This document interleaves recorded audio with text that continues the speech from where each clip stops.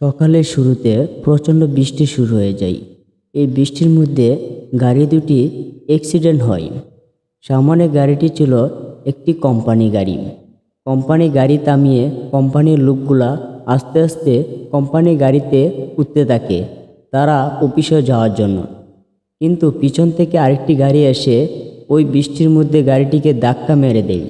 তারপরে দেখা যায় দুটো গাড়ির অবস্থা একেবারে খারাপ হয়ে যায়। পিছনের গাড়িটি ছিল শৌখিন গাড়ি। ওই গাড়িটি অবস্থা সামনে একেবারে অনেকটা ভেঙে যায়, আর কোম্পানি গাড়ির পিছনের অংশটাও অনেকটা ভেঙে যায়। এবারে মানুষে অনেকটা ক্ষতিগ্রস্ত মোটামুটি হয়ে যায়। তাও আবার ছিল কোম্পানির অফিস টাইমের সময়।